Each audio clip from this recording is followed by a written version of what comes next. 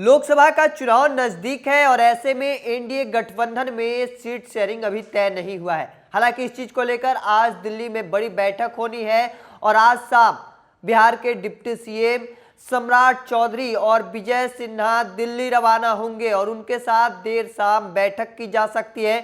देखिए, seat sharing को लेकर लगातार चर्चाएं चल रही थी। किस पार्टी को कितनी सीटें मिलेंगी, क्या चिराग पासवान और उपेंद्र कुशवाहा को लेकर लगातार अधर में लटके हुए हैं कि जब औरंगाबाद में जनसभा हुई प्रधानमंत्री मोदी की, बेगूसराय में हुई, वहां पर भी चिराग पासवान और उपेंद्र कुशवाहा नजर नहीं आए थे और जिसके बाद से लगातार चर्चाएं चलने लगी कि क्या उपेंद्र कुशवाहा महागठबंधन के साथ जा सकते हैं। एक और पहले ये लड़ाई चल रही थी कि हाजीपुर सीट से किसको चुनाव लड़ना है, पशुपति कुमार पारस या चिराग पासवान।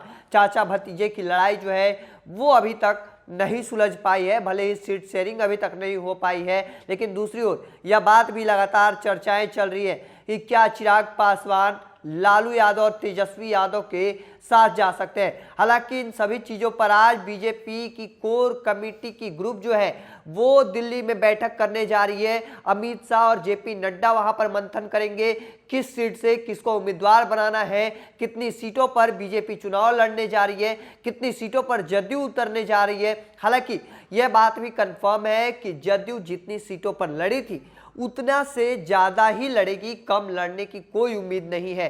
और वही दूसरी ओर बीजेपी भी यह चाहेगी कि ज्यादा से ज्यादा सीटों पर हम चुनाव लड़े।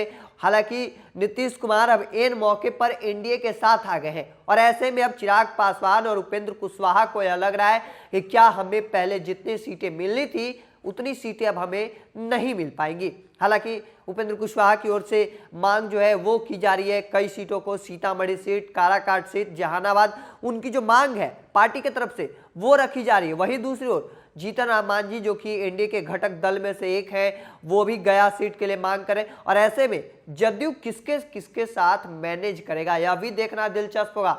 और ऐसे में विजय सिन्हा, सम्राट चौधरी, बिहार बीजेपी के प्रभारी विनोद तावड़े जो है वो आज शाम जेपी नड्डा, अमित शाह के साथ मंथन करेंगे कितने सीटों पर बीजेपी जो है वो उतरने जा रही है। एक एक सीटों पर विश्लेषण किया जाएगा किस सीट से किसको उम्मीदवार बनाना है, क्योंकि जातीय समीकरण को देखते हुए और उनका जो आयु उम्र है वो भी भाजपा की ओर से काफी ख्याल रखना पड़ता है। और ऐसे में अभी यह देखना दिलचस्प है कि आज की बैठक में क्या कुछ निकलकर सामने आता है, क्योंकि नीतीश कुमार बिहार से अब विदेश दौरे पर निकल चुके हैं। वहीं दूसरी ओर चिराग पासवान जो है वो अधर में लटके हैं, तो दूसरी ओर उपेंद्र कुशवाहा भी कहीं पर भी नजर नहीं आ रहे हैं।